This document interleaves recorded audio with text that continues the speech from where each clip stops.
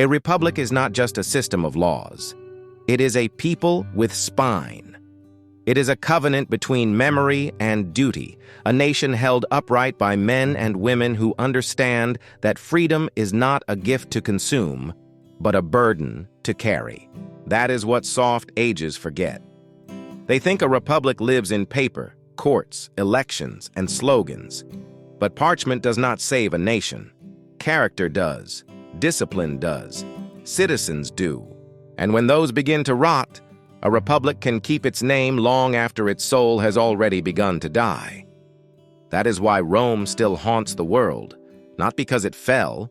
Every kingdom falls, every empire cracks. Rome matters because it revealed an older truth.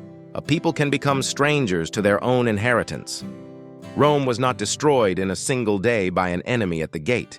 It was weakened over generations by comfort, spectacle, appetite, ambition, and forgetting. The marble still stood, the banners still flew, the speeches still rang out in public squares. But the inner fire that built the republic had begun to dim. The citizen slowly became a spectator.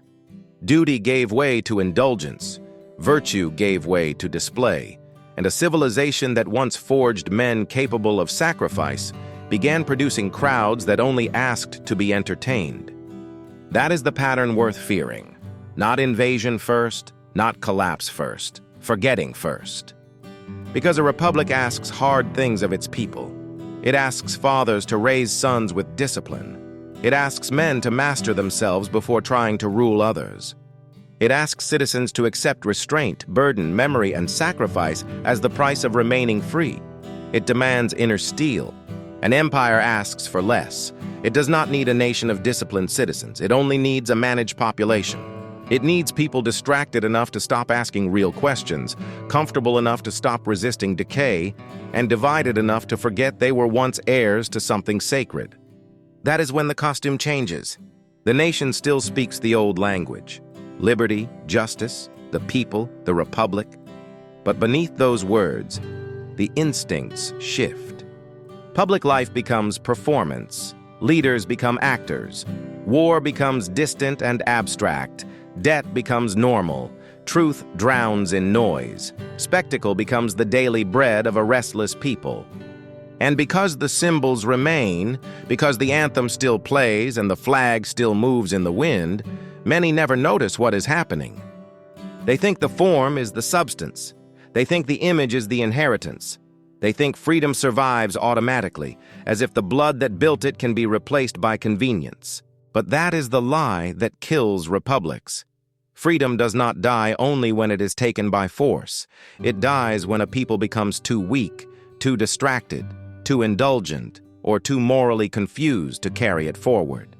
That is how old orders vanish, not always by conquest, sometimes by surrender of spirit, sometimes by a long drift into softness, sometimes by a people that would rather be amused than sharpened, comforted than challenged, managed than responsible.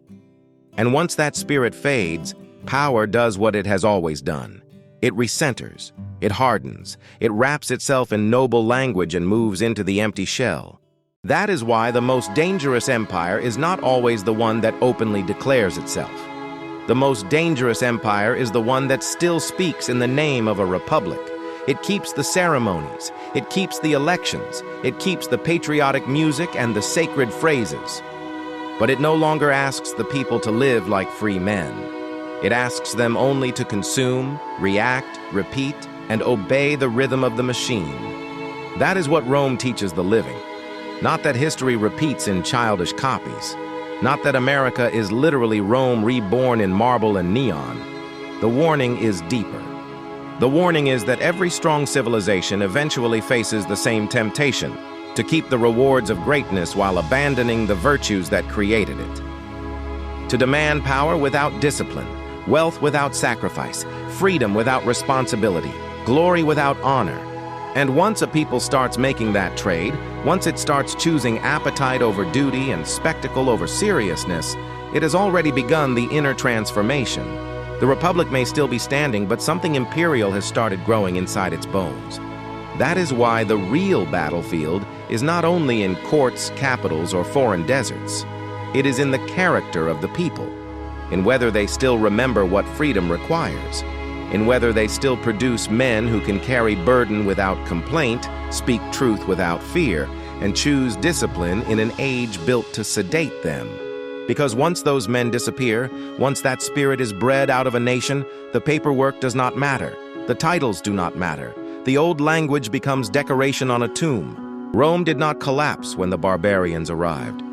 Rome collapsed when Romans forgot what Rome was. And every republic meets the same test in the end. Will it remember that freedom is a duty carried by the strong, or will it dress itself in the language of liberty while quietly becoming something else? Follow Argumentor for the next chapter.